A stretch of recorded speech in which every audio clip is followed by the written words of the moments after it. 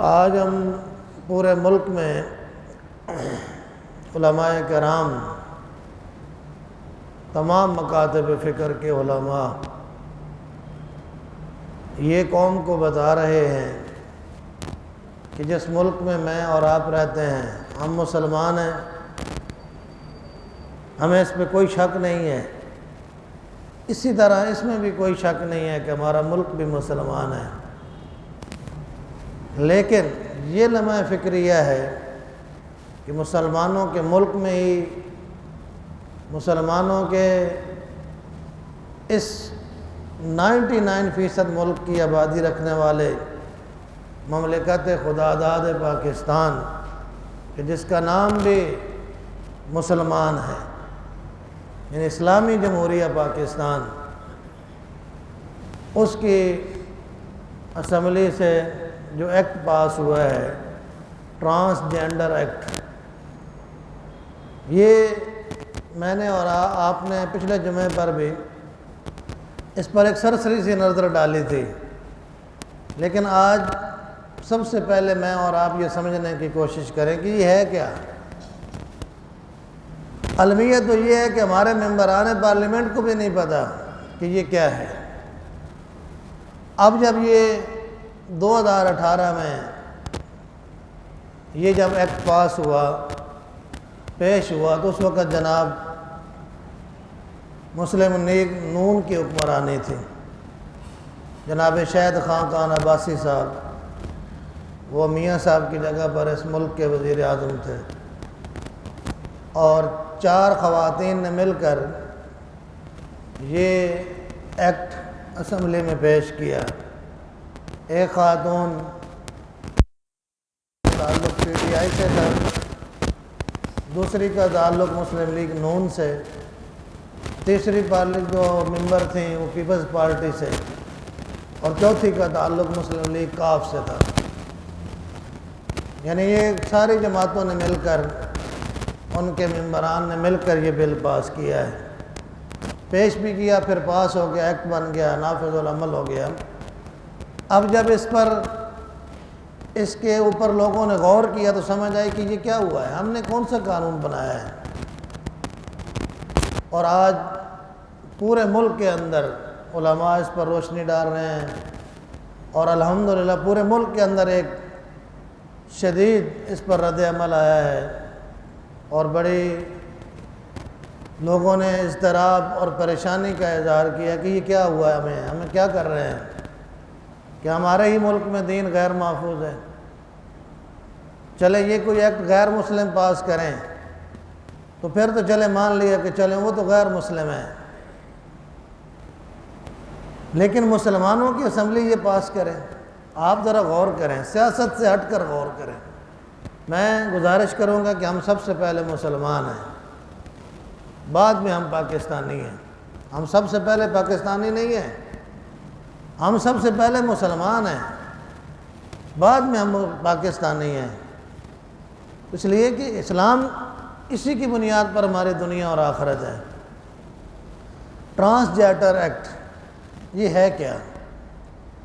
دیکھیں، ٹرانسجینڈر جو ہے یہ ایک خاص قسم کی اصطلاح ہے جو امریکہ میں استعمال ہوتی ہے، اور یہ ٹرانسجینڈر جو ہیں بیسیکلی ہماری زبان میں ان کو خواجہ سرا، اور اسلام کے اندر فقہاء نے ان کو خنثیٰ کے نام سے، ان کے لیے باقاعدہ پورا ایک تعلیم اور پورے ان کے حقوق اور ان کی پوری شخصیت پر پورا ایک قانون اسلام نے رکھا ہے۔ یعنی گویا یہ جو خواجہ سرا ہیں، ان کے بارے میں اسلام نے بالکل کلیئر ہمیں بتایا ہے۔ 1400 سال پہلے اسلام نے ان کے بارے میں ہمیں پوری رہنمائی دی ہے۔ آج ان کے لیے مزید کسی حقوق کی ضرورت نہیں ہے، انہی قانون اور انہی حقوق پر جو اسلام نے ان کو دیے ہیں اگر ہم اختیار کر لیں، ان ایکٹ کی پاس کرنے کی ضرورت نہیں ہے۔ اب آپ دیکھیں، سب سے پہلے کہ یہ جو خواجہ سرا ہیں، خنثیٰ ہیں، ان کی شناخت قرآن کریم میں اللہ رب العالمین نے یہ بات بالکل کلیئر فرمائی کہ ہم نے تمہیں ایک جان سے پیدا کیا ہے، خلقکم من نفس واحدہ، ایک جان سے تمہیں پیدا کیا، وبث منہما رجالا کثیرا ونساء، پھر ہم نے اس سے بہت زیادہ مرد اور عورتیں پھیلا دی ہیں۔ گویا ہمارے ہاں اللہ کا حکم کی روشنی میں جنس دو طرح کی ہے، یا تو وہ مرد ہے یا عورت ہے، تیسری کوئی جنس ہی نہیں ہے۔ یہ تو ہم نے بنا لیا، نبی خواجہ سرا ہے۔ اب اسلام میں جنس دو طرح کی ہے، یا وہ مرد ہے یا وہ عورت ہے، تیسری کوئی جنس ہی نہیں ہے۔ اب یہ جو خنثی ہے، اس کے بارے میں فقہا نے کہا یہ دو طرح کے ہوتے ہیں، ایک خنثی ہوتا ہے اور ایک خنثی مشکل ہوتا ہے۔ خنثی ہیں، خواجہ سرا ہیں، یعنی اب یا تو بچہ مرد پیدا ہوگا اور بچہ جو ہے وہ یا وہ عورت پیدا ہوگا۔ اگر کسی وجہ سے اللہ تعالیٰ کے حکم سے ان کی جنس کے تعین میں کوئی مشکل پیش آ جائے یا ان کی جنس بالکل واضح نہ ہو، اسی صورت میں یہ مسائل پیدا ہو گئے۔ اب کیا ہے، اسلام نے انہیں کیا کہا ہے؟ اگر کسی کی جنس واضح نہیں ہو سکی ہے، یہ بھی اللہ کا حکم ہے، یہ اللہ ہی کے حکم سے، ایسا نہیں ہے کہ کسی مرد کا، کسی عورت کا یا کسی خاندان کا یہ کوئی قصور ہے، ماں باپ کا یہ قصور، یہ اللہ ہی کا حکم ہے۔ اب اگر جنس کے تعین میں کوئی مشکل پیش آ گئی ہے، اسلام کیا کہتا ہے؟ اسی کے لیے فقہا نے کتابوں کے اندر کتاب الخنثی کے نام سے باقاعدہ چیپٹر قائم کیے ہیں اور اس قانون کی وضاحت کی ہے جو جناب رسول اللہ صلی اللہ علیہ وسلم نے دیا ہے۔ اب ایک ہوتا ہے عام خنثی خواجہ سرا، ایک ہوتا ہے خنثی مشکل جس کی تعین کرنا بہت مشکل ہے۔ اب اگر عام جو خواجہ سرا ہے جس کی جنس کا تعین نہیں ہوا ہے، پیدائش میں کلیئر نہیں ہوا ہے، مشکل ہے ان کی، اب اس کے لیے اسلام نے یہ کہا ہے کہ ہم دیکھیں گے اس کی چال ڈال کو نہیں، اس کے طریقوں کو دیکھیں گے۔ اگر اس کے اندر عورتوں کی صفات ہیں تو اسلام میں وہ عورت ہے، اگر اس کے اندر مردوں والی صفتیں ہیں تو وہ مرد ہے۔ لہذا اگر مردوں والی صفتیں ہیں تو اس کے لیے وہ سارے حکم ہیں جو اسلام میں میرے اور آپ کے لیے ہیں۔ خواجہ سرا کے لیے کوئی حکم نہیں ہے، خواجہ سرا ہے ہی نہیں، یا تو وہ مرد ہے یا وہ عورت ہے۔ اب اگر وہ عورتوں والی صفات ہیں تو وہ عورت ہے، اور مردوں والی صفات ہیں تو وہ مرد ہے۔ اب اگر وہ مرد ہے، مردوں والی صفات ہیں تو وہ مرد ہوا۔ اب مرد کے لیے جو شریعت نے حق رکھے ہیں وہ اس کو ملیں گے۔ اسی طرح جس طرح مجھے آپ سے اور مجھ سے عورتوں نے پردہ کرنا ہے، اسی طرح اس کے لیے بھی ہے، وہ اس سے پردہ کریں گے عورتیں۔ اسی طرح مردوں کے جو حقوق ہیں، مردوں کی مجالس میں بیٹھنا اور باقی کام کرنا، سروس کے حقوق ہیں، ملازمت کے ساتھ ساتھ کام کاج کے، بزنس کے جتنے حقوق مردوں کو ہیں اسی طرح ان کے لیے ہوگا۔ کوئی الگ سے ان کا کوئی شناخت، کوئی الگ جنس، کوئی اور الگ نام نہیں ہوگا۔ اسی طرح اگر وہ جنسی طور پر عورت ہے تو وہ عورت کہلائے گی، اور جو حق عورتوں کو ہیں وہی ان کو ملیں گے۔ اب اس کے بعد دوسرا جو خنثی ہے خواجہ سرا، جس کے بارے میں نے کہا کہ جس کی جنس کے تعین میں بہت مشکل ہو، وہ 1% سے بھی کم لوگ ہیں، 0 کچھ % لوگ ہیں جنس کے اندر تعین کرنا مشکل ہے۔ اب دیکھیں اسلام کیا کہتا ہے۔ ہم اسلام کو چھوڑ کر کیوں قانون سازی کرنا چاہتے ہیں؟ اسلام کی رہنمائی سے کیوں رہنمائی نہیں لینا چاہتے ہیں؟ ہمیں کیا مسئلہ ہے؟ کیا ہم اسلام کو پسند نہیں کرتے؟ ہمیں کفر پسند ہے؟ یا پھر معاملہ یہ ہے کہ ہم کافروں کو خوش کرنا چاہتے ہیں اور اسی کافرانہ تہذیب کا احیاء چاہتے ہیں اور اسی طرح کا کفرانہ نظام یہاں لانا چاہتے ہیں؟ اب جس کی تعین مشکل ہو رہا ہے، اب اس کے بارے میں اسلام کیا کہتا ہے؟ حضرت امام ابو حنیفہ رحمہ اللہ فرماتے ہیں اگر کسی آدمی کی جنس کے تعین میں اتنی مشکل آ جائے کہ آپ فیصلہ نہیں کر پا رہے ہیں کہ اس کو مرد شمار کیا جائے یا عورت شمار کیا جائے، امام صاحب یہ فرماتے ہیں کہ بھائی آپ یہ دیکھیں کہ اس کے پیشاب کرنے کا طریقہ کیا ہے۔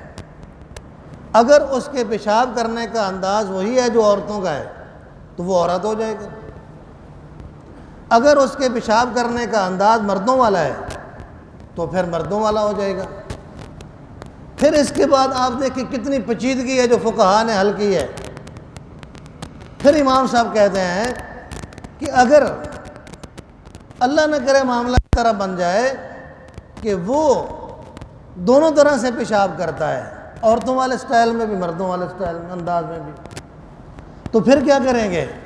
امام صاحب یہ کہتے ہیں ایسے آدمی کے بارے میں ہم اس کے میلانات چیک کریں گے، اگر اس کی حرکات و سکنات، اس کی سٹائل اور اس کے خواہش کے جو جذبات ہیں وہ عورتوں والے ہوں تو ہم اس کو عورت بھی کلیئر کر دیں گے، اور اگر اس کی خواہشات اور میلانات اور اس کا جھکاؤ وہ مردوں کی طرف ہوگا تو پھر ہم اس کو مرد بھی کلیئر کر دیں گے۔ پھر بھی یہ نہیں ہوگا کہ بھائی وہ خواجہ سرا ہے اور ایک تیسری مخلوق ہے۔ اب ان کو اسلام نے پورے حق دیے ہیں، اب خواجہ سرا کے لیے کوئی الگ سے اصطلاح ہی نہیں ہے۔ اب جب وہ مرد بھی کلیئر ہو گیا تو وراثت میں پورا حصہ پائے گا، عورت بھی کلیئر ہو گئی ہے تو عورت کا جتنا حصہ ہے وہ اتنا پائے گا۔ اب یہ تو اسلام کی تشریح ہے، جو ایکٹ ہماری محترم قومی اسمبلی کے ممبران نے پیش کیا اور اس کو پاس کر کے اس ملک کے اندر لاگو کر دیا۔ اب وہ ایکٹ کیا ہے؟ وہ ایکٹ بیسیکلی خنثی سے بحث ہی نہیں کرتا ہے، وہ خواجہ سرا کے بارے میں ہے ہی نہیں،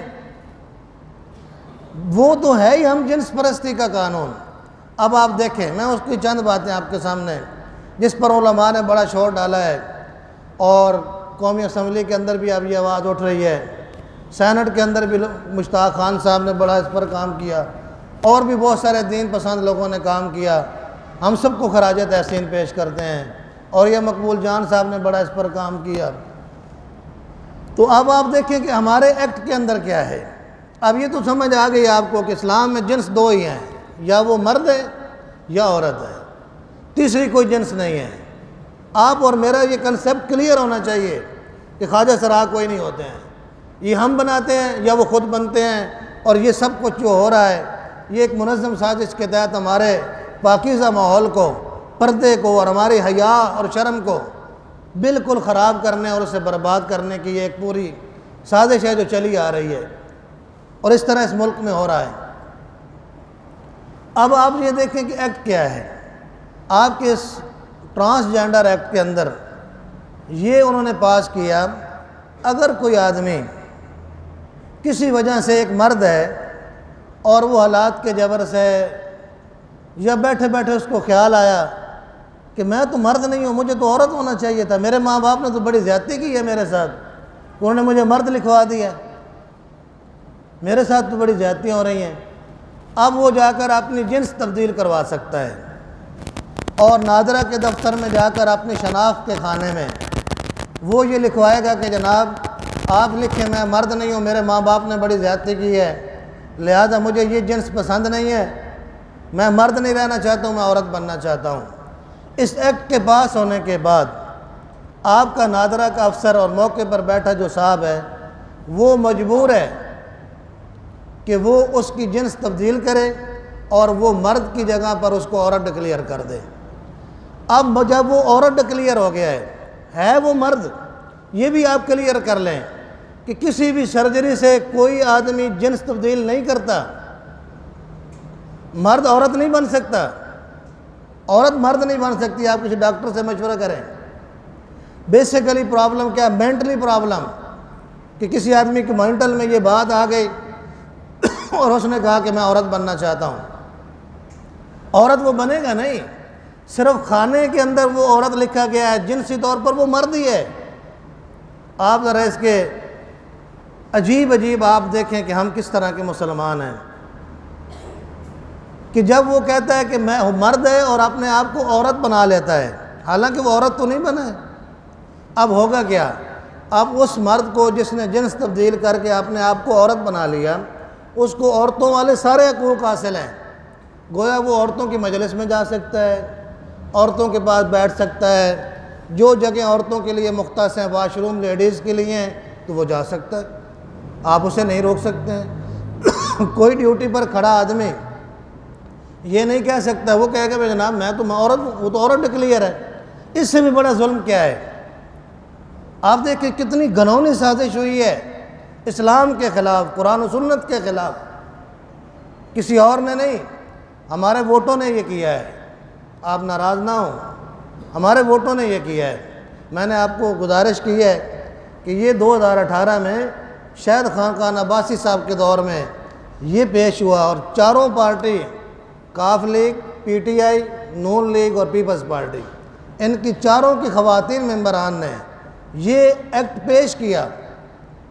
اب جب وہ عورت ڈکلیئر ہو گیا، اس کو عورتوں کے حقوق حاصل ہو گئے، تو اب آپ بتائیں اگر وہ کسی یونیورسٹی میں، کسی دینی ادارے میں، کہیں پر بھی وہ کسی جگہ پر داخلہ لیتا ہے، وہ لیتی اب لیتا نہیں ہے وہ مرد، جنس اس کی عورت ہے، اب وہ عورتوں کے ہاسٹل میں رہے گا، تو کیا آپ کیا سمجھتے ہیں کہ ہماری بچیوں اور ہماری بہنوں کے ساتھ وہ رہے گا تو کیا ہوگا؟ اور آپ اسے نہیں کہہ سکتے کہ جناب آپ مرد ہیں، کیونکہ وہ تو ڈکلیئر ہو گیا کہ اس نے جنس چینج کر لیا، گویا وہ ہماری بچیوں کے ہاسٹل میں بھی جا کر رہے گا، اور وہ تو عورت ہے، کیونکہ اس کے تو جنس کے خانے میں لکھا گیا ہے کہ وہ عورت ہے۔ اب اس سے بھی بڑا ظلم، کوئی آدمی مجھے بلائے اور کہے مولوی صاحب میں نے اپنے بیٹے کا اور بیٹی کا نکاح کرنا ہے، تو میں نے تو کہنا ٹھیک ہے بھئی آ جائیں، مولوی صاحب نے تو یہی کہنا ہے نا، آپ کے شناختی کارڈ لے آئیں۔ اب جب کہ بیسیکلی وہ مرد ہے، میرے پاس شناختی کارڈ آیا اور اس پر اس کی جنس لکھی ہوئی عورت، اور نام بھی اس کا عورتوں والا ہے، تو آپ مجھے بتائیں وہ مولوی صاحب اس کا نکاح پڑھا دیں گے؟ مولوی صاحب کو تو نہیں پتہ ہے کہ یہ تو مرد کا مرد کے ساتھ نکاح ہو رہا ہے، اس لیے کہ جنس کے کھانے میں تو لکھا ہوا ہے کہ وہ عورت ہے۔ اب مولوی صاحب تو جا کر کوئی نہیں دیکھتے ہیں کہ وہ بچی ہے یا کیا معاملہ ہے، وہ تو شناختی کارڈ دیکھتے ہیں۔ اب جب اس نے جنس تبدیل کر لی ہے، تو اب اس گویا وہ دونوں آپس میں مرد اور مرد کی شادی ہوگی، بظاہر تو عورت اور مرد کی شادی ہو رہی ہے، لیکن جنس کی تبدیلی سے کیا ہوگا کہ مرد مرد سے شادی کر لے گا۔ اسی طرح کوئی دو عورتیں ہیں، وہ جنس تبدیل کر لیتی ہیں، وہ عورت لکھوا دے، عورت مرد ڈکلیئر کروا دیتا ہے، اب وہ کیا ہوتا ہے، ایک مرد بن جائے ایک عورت ہی رہ جائے، تو اب کیا ہوگا؟ دو عورتیں ہیں بیسیکلی، تو یعنی ہیں تو دونوں عورتیں، ان میں سے ایک نے اپنے آپ کو مرد جنس بنا لیا ہے، تو گویا عورت عورت سے شادی کرے گی۔ کیا یہ اللہ کے عذاب کو دعوت دینا نہیں ہے؟ اگر ہمارے ملک میں ایسا ہو جیسا کہ ہو رہا ہے، 28,000 لوگوں نے 2021 سے لے کر آج تک 28,000 لوگوں نے نادرہ کو یہ درخواست دی ہے کہ ہم جنس تبدیل کرنا چاہتے ہیں۔ کیا ہم یہ چاہتے ہیں کہ ہم اللہ کے عذاب کو دعوت دیں اور قوم لوط والا کام کریں کہ مرد مرد سے شادی کرے، اور ہم جنس پرستی کا یہ گندا اور گھناؤنا کام جس سے اسلام نے منع کیا، اور قوم لوط پر اللہ نے آسمان سے بارش کیا، پتھروں کی بارش کی، یہ دنیا کی واحد قوم ہے جس کے بارے میں قرآن یہ کہتا ہے کہ پھر اللہ کے فرشتوں نے قوم لوط کی بستی کو پکڑا اور اس کو اٹھا کر آسمان تک لے گئے اور اس بستی کو الٹ دے مارا، فَأَمْطَرْنَا عَلَيْهِمْ مَطَرًا، پھر پتھروں کی ہم نے بارش برسائی، فَسَاءَ مَطَرُ الْمُنذَرِينَ، اور اس سے بری بارش ہم نے دنیا میں نہیں برسائی ہے۔ ہم اللہ کے عذاب کو دعوت دے رہے ہیں، ہم اس ایکٹ کی نہ صرف مذمت کرتے ہیں بلکہ ہم ممبران قومی اسمبلی اور سینٹ کے ممبران سے یہ اپیل کرتے ہیں، درخواست کرتے ہیں کہ آپ یہ ایکٹ منسوخ کریں۔ رات کو ہمارے وزیر قانون صاحب نے پریس کانفرنس کی ہے قمر الزمان کائرہ صاحب کے ساتھ مل کر، وہ کہہ رہے تھے کہ جی مشتاق خان صاحب نے کچھ ترامیم پیش کی ہیں جی، تو ہم دیکھ لیں کہ اسلامی نظریاتی کونسل بھی دیکھیں۔ آپ تو حکومت میں ہیں، اور پاکستان کے آئین کے مطابق کوئی بھی اسمبلی کسی بھی ایکٹ کو فوری معطل کر سکتی ہے۔ آپ قرارداد پیش کریں کہ ہم اس ایکٹ کو ختم کر رہے ہیں، ہم اس کی جگہ پر اسلامی قوانین کے مطابق ایک نیا ایکٹ لے کر آئیں گے۔ ہم آپ سب کے توسط سے، آپ کی طرف سے بھی ہم مطالبہ کرتے ہیں کہ خدا را اللہ کے عذاب کو دعوت نہ دیں۔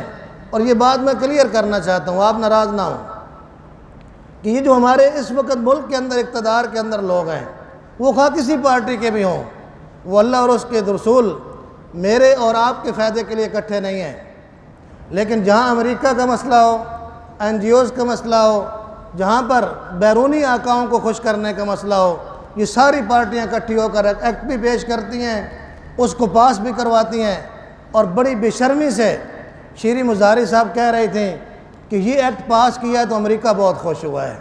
ہم کہتے ہیں اللہ کو خوش کرو، اللہ کے بندو، کیوں اللہ کے عذاب کو دعوت دے رہے ہو؟ وہ کہہ رہی تھی جب انہوں نے یہ ایکٹ پاس کروایا، جب ان کی حکومت آ گئی، وہ کہہ رہی تھی، میں نے ان کی آج بھی وہ ویڈیو سنی ہے، وہ کہہ رہی ہیں کہ امریکہ بڑا خوش ہو گیا ہے، پہلی بار امریکہ نے ہماری تعریف کی ہے کہ آپ نے بہت اچھا کام کیا، یعنی آپ جتنا قرآن و سنت کے خلاف کام کرتے چلے گئے گے۔ ہمارے بہت سارے نوجوان اس بات کو نہیں سمجھ رہے ہیں، جتنے اسلام کے خلاف قوانین پچھلے 3.5 سال میں پیش ہوئے ہیں، اتنا کسی اور حکومت کے اندر نہیں پیش ہوئے ہیں۔ سب سے زیادہ اسلام دشمنی ان لوگوں نے کی ہے۔ لہذا میں آپ کے توسط سے یہ بات کہنا چاہتا ہوں کہ یہ ملک مسلمانوں کا ہمارا ملک ہے۔ آپ دیکھیں، صرف ہم نے اسلام کا تحفظ کرنا نہیں ہے، آج اسلام کا تحفظ کرنا پڑ رہا ہے، مجھے کہنا پڑ رہا ہے، ہمارے لوگ مطالبہ کر رہے ہیں، لوگوں نے اس پر احتجاج شروع کیا ہوا ہے کہ آپ یہ ایکٹ واپس لیں، یہ قرآن و سنت کے خلاف ہے۔ لہذا ہم بھی یہی کہتے ہیں، لیکن ہمیں شرم آنی چاہیے، ہمیں اللہ سے توبہ کرنی چاہیے کہ ہمارے مسلمانوں کے ملک میں اسلام دشمنی کی اس حد تک غیر اسلامی قوانین، ہمیں اسلام کا تحفظ نہیں کرنا ہے، بلکہ ہمیں اس سے 2 قدم آگے بڑھنا چاہیے کہ ہم اس ملک کے اندر اسلام کا نفاذ کریں، تاکہ یہ اس طرح کے بے دین لوگ، سیکولر لوگ اور اس طرح کی غیر ملکی NGOز جو اس طرح کے قوانین پاس کر کے امریکہ اور غیر ملکیوں سے ڈالر لیتے ہیں اور اپنا پیٹ بھرتے ہیں، تاکہ ان لوگوں کا راستہ روکا جائے، اس کا واحد حل یہی ہے۔ ایک حل یہ ہے کہ حکومت اس کو واپس لے۔ اسلامی نظریاتی کونسل میں یہ کیس چل رہا ہے، ہمیں یقین ہے کہ یہ ریورس ہو جائے گا، لیکن وہ سارے لوگ مجرم ہیں، اگر جن کو پتہ نہیں ہے ممبران قومی اسمبلی کو، وہ اللہ سے معافی مانگیں، جنہوں نے جان بوجھ کر یہ کام کیا ہے وہ اور اللہ سے معافی مانگیں، کہیں ان کا ایمان نہ ضائع ہو جائے۔ اس لیے ہم سب کو کہتے ہیں کہ آپ پلٹ آئیں۔ اب تحریک انصاف نے بھی کہا ہے کہ ہم پلٹ رہے ہیں، لیکن آپ بالکل اخلاص کے ساتھ پلٹیں، آپ رجوع کریں کہ ہم نے غلط کیا ہے، اللہ سے معافی مانگیں، قوم سے معافی مانگیں کہ ہم نے دین کا، شاعر اسلام کا اور قرآن و سنت کا مذاق اڑایا ہے، اس کی بے حرمتی کی ہے۔ اور میں آپ سے درخواست کرتا ہوں، آپ ساری وابستگیوں سے بالا تر ہو کر اس ملک کو اسلام کا قلعہ بنائیں، اسلامی نظام کا گہوارہ بنائیں، اسی میں ہماری کامیابی ہے۔ اللہ تعالیٰ میں توفیق عطا فرمائے۔